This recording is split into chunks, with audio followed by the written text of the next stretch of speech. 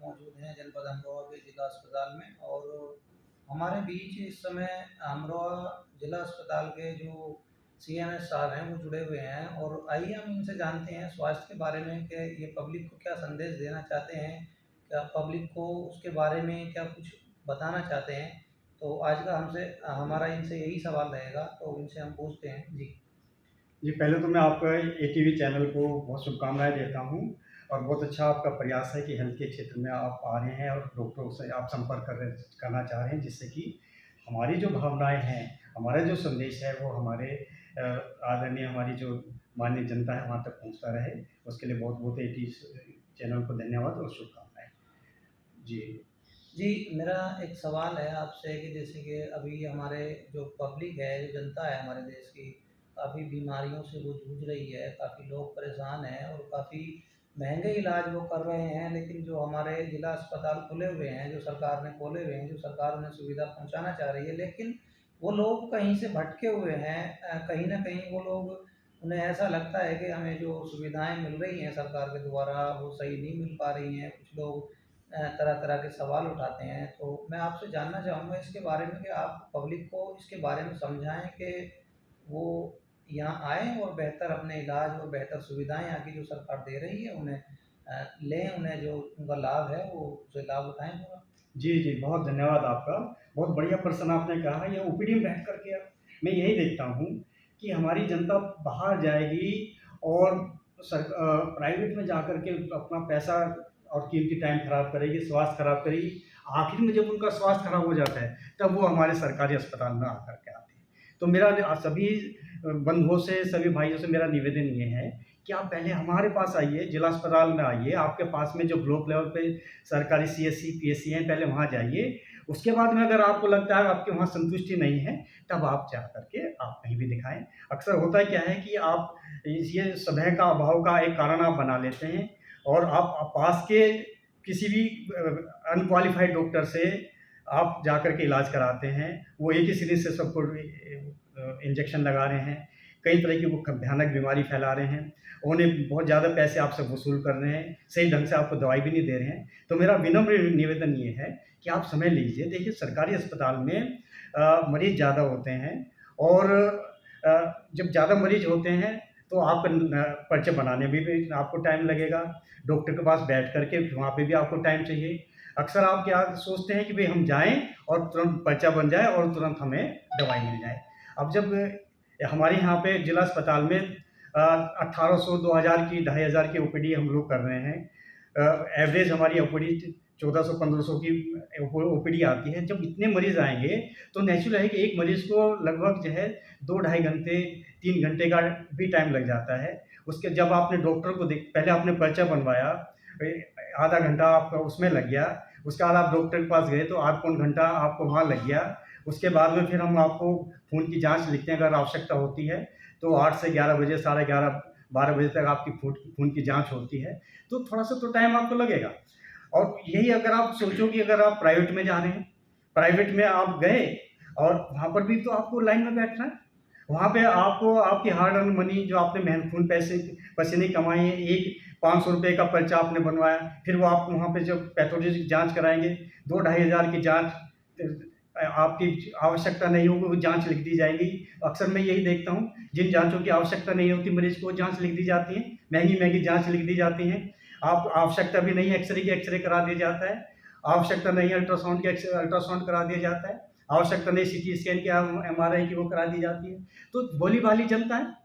देखिए, मैं विनम्र निवेदन ये करना चाहता हूँ अपनी सभी भाइयों से कि हमारे देश में ज़्यादातर वायरल डिसीज़ हैं और वो आपकी 70-80% सेल्फ लिमिटेड डिसीज़ होती हैं, वायरल डिसीज़ होती हैं। अगर आप हमारे पास आएँगे, हम सिंपल इलाज करते हैं, 2-3 गोली से हम आपका इलाज करते हैं। अब प्राइवेट का पर्चा आप देखो, 6-6 7-7 गोली उन पे लिखी रहती हैं, क्योंकि उनको उनके कमीशन बंधे हैं प्राइवेट में। सरकारी में इस तरह की चीज़ें अमूमन आपको नहीं मिलेंगी। हम लोग मरीज़ के हित में काम करते हैं, 2-3 दवाई जो आवश्यकता होती है वही हम दवाई देते हैं और अपने मरीज़ का इलाज करते हैं और उन्हीं में हमारा मरीज़ ठीक हो जाता है। तो मेरा विनम्र निवेदन यही है कि आप लोग पहले हमारे पास आएँ, हम आपका इलाज करेंगे, अच्छे से इलाज करेंगे, आपकी बात सुनते हैं और मैं आपको एक चैलेंज के साथ ये आपको कहना चाह रहा हूँ कि जिस तरह से भारत सरकार कार्य कर रही है, जिस तरह से हमारी उत्तर प्रदेश की स्टेट गवर्नमेंट काम कर रही है, हमारा हेल्थ विभाग काम कर रहा है, 2-3 साल बाद में किसी को प्राइवेट में जाने की ज़रूरत ही नहीं पड़ेगी। हमारे अस्पताल इतने साफ-सुथरे हैं, अभी आपका जिला अस्पताल अमरोहा है, एनक्वास सर्टिफाइड है। एनक्वास का मतलब कि नेशनल क्वालिटी एश्योरेंस स्टैंडर्ड, वो एक मानक जो कि भारत सरकार ने निर्धारित किए हैं, जिनके अनुसार हमारे अस्पतालों को चलना चाहिए, उसमें हमने लास्ट ईयर उसको पास किया है। उसके लिए हमें सरकार हर एक बेड पे 10,000 रुपए का फंड देगी, जो कि हम आपकी सुविधाओं के लिए इस्तेमाल करेंगे। हमारे जिला अस्पताल में जो भी मरीज आते हैं, वो इतने खुश होकर के जाते हैं, उनको इतनी अच्छी सुविधाएँ मिलती हैं। अभी अगर हमारी टीम घूमेगी, हम इनको दिखाएँगे, तो वो कहते हैं कि ये प्राइवेट है या मतलब गवर्नमेंट है या प्राइवेट है।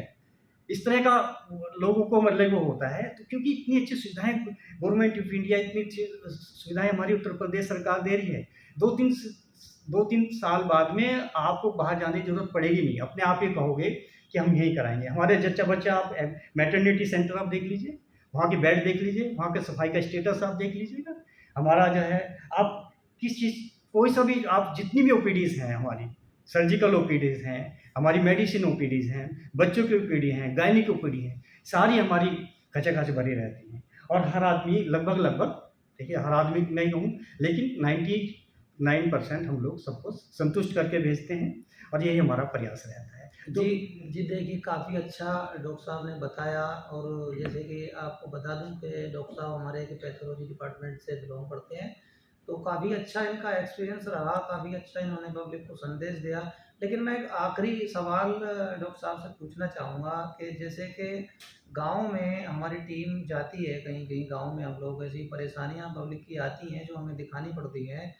तो कहीं देखने को हमें ऐसा मिलता है कि एक-एक गाँव में काफ़ी सारे डॉक्टर हैं और पब्लिक के साथ जो पब्लिक के स्वास्थ्य के साथ खिलवाड़ हो रहा है, उनसे कोई एक केस खराब हो जाते हैं, फिर एक बदनाम तो एक डॉक्टरी पेशा होता है, जिसे कि पब्लिक एक डॉक्टर को एक भगवान के रूप में देखना चाहती है। लेकिन कहीं न कहीं जो हमारे समाज में एक अनट्रेन्ड बंदे इस तरीके की अपनी जो दुकान खोल कर बैठे हुए हैं, वो डॉक्टरी पेशे को बदनाम कर रहे हैं। एक डॉक्टरी पेशे के लिए बहुत अगर कहा जाए तो वो बहुत गलत तरीके से एक मिसयूज़ कर रहे हैं अपने जो डॉक्टरी पेशा है, तो उसमें जो हमारे अच्छे क्वालिफ़ाइड डॉक्टर हैं और अच्छे एक्सपीरियंस होल्डर हैं, उन लोगों की भी इसमें इमेज को थोड़ा फ़र्क पड़ता है। तो मैं जानना चाहूँगा कि आप ऐसे लोगों के लिए क्या संदेश देना चाहते हैं? जी। देखिए उसके लिए हमारे मुख्य चिकित्सा अधिकारी साहब हैं, जो कि रेगुलर फील्ड में विज़िट करते हैं और सभी को उनके कार्यालय में जितने भी क्वालिफ़ाइड डॉक्टर्स हैं, उनको रजिस्ट्रेशन कराना पड़ता है। हॉस्पिटल हैं, नर्स पैथोलॉजी लैब है, सबको उनके यहाँ रजिस्ट्रेशन करना पड़ता है और जो रजिस्टर्ड नहीं हैं, उनके खिलाफ में वो सख्त एक्शन लेते हैं। इन केस कोई बचा हुआ भी है, अगर उनके संज्ञान में लाया जाता है, तो वो तुरंत उसमें कार्रवाई करते हैं। जी देखिए, काफ़ी अच्छा संदेश डॉक्टर साहब ने दिया कि अगर कोई इस तरीके से मतलब गलत तरीके से अपनी दुकान चला रहे हैं या कोई अगर अनट्रेन्ड बंदा है तो उसके खिलाफ कानूनी कार्रवाई की जाएगी। यदि उसके पास कोई वैध लाइसेंस है तभी वो चलाने का अनुज्ञात होगा उसका अपनी दुकान का, अन्यथा उसकी दुकान के खिलाफ कार्रवाई की जाएगी, उस व्यक्ति के खिलाफ कार्रवाई की जाएगी क्योंकि वो एक आम आदमी के स्वास्थ्य के साथ खिलवाड़ करेगा और जिसे हमारे जो स्वास्थ्य विभाग के जो कर्मचारी हैं, उनके द्वारा इस चीज़ को काफ़ी संज्ञान में दिया गया है और इस चीज़ को आगे से बर्दाश्त नहीं किया जाएगा। तो आज की इस खबर में बस इतना ही और काफ़ी अच्छा हमारा जो यहाँ का डॉक्टर साहब ने बताया, काफ़ी अच्छी जानकारी जो पब्लिक को दी है। तो मैं इसी के साथ आपसे विदा चाहता हूँ। मैं योगेंद्र सिंह, जय हिंद, जय भारत।